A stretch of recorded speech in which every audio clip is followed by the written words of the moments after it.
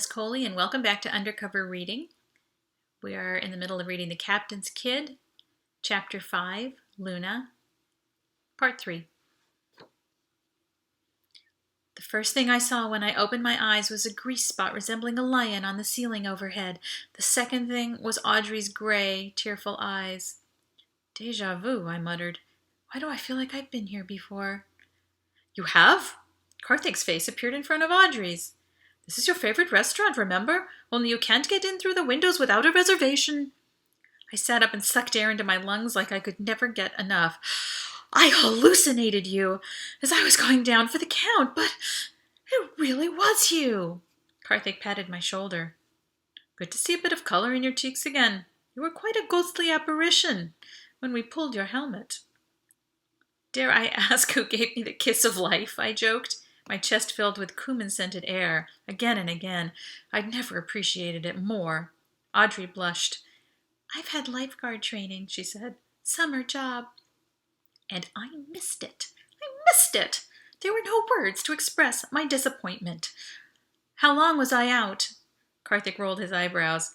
My friend, you are extremely lucky New Delhi is so close to Eastgate Airlock. As soon as Uncle Sade saw you at the window, he was suited and gone like a whirlwind. He was out with a cart before you finished sliding down the wall.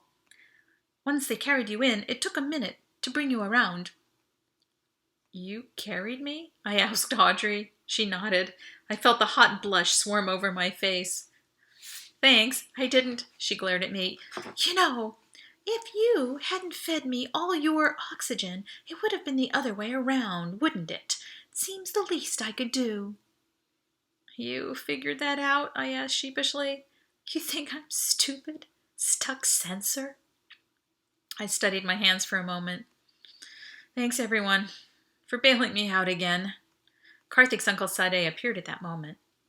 Well, I'm glad to see you recovering well. I've called a medic to check you over before we get you home. Oh, no, thanks, sir, for everything. But I've got to get Audrey home now. I promised to have her back by 11, so we'd better go. Really, I'm fine now. I don't think I would have lasted much longer, but I'm fine. About 2 minutes or so, he replied. Please explain to me how a native loony allowed himself to run out of oxygen. I dropped my eyes. I checked the charge before we went out, sir. 2 full hours on each suit. But we were outside longer than expected, then our cart had power and communications breakdown. How very peculiar, he said, scratching his chin, just like Karthik at that moment.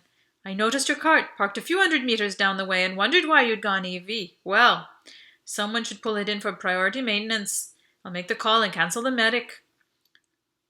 Power and communications, Karthik hissed. How likely is that? I silenced him with a frown. Are you going to call your dad now? Audrey asked. Aunt Manda first, so she can reassure your parents. They're probably all wondering why we aren't back and assuming the worst. Which wouldn't be so far off, Audrey said with a pointed glare. Just say we lost track of time. The rest of the story should be handled in person. I reached for my comm and remembered. Dang, K-Man, can I borrow your comm? Mine's out again. Is it? Karthik said, and it wasn't a question. I hauled myself to wobbly feet, resting a hand on Karthik's shoulder. You're a lifesaver, man. Literally. He smiled. Just get Audrey home safely, will you? I promise to do my best. That'll have to do, Karthik said. Audrey was very quiet on the drive back to the inn. I pulled into the parking area, trying to sort through everything I wanted to say. Totally inadequate synonyms for sorry ran through my head. Audrey beat me to it. She burst into tears, sobbing, I'm sorry, so desperately sorry, Brandon. She was? Whatever for? I asked, stunned to the core. I'm a curse on you, she said. I'm a bad luck charm. Horrible things happen to you every time I'm around. Oh, Audrey, you can't think like that. I reached a hand out to her cheek. You brought me back to life, remember? Oh, sort of, she admitted. And aside from the near-death asphyxiation experience, I had a great time tonight. How about you? I thumbed a tear from the corner of her eye. A tiny twitch at the corner of her mouth broke through. I had a great time, too. Up until the near-death asphyxiation experience, which I didn't have thanks to you giving me all of your air, idiot! She punched me and gave me a look through her damp lashes that stopped my heart for the second time tonight. But it was much better this time. That's the end of tonight's reading. Please come back.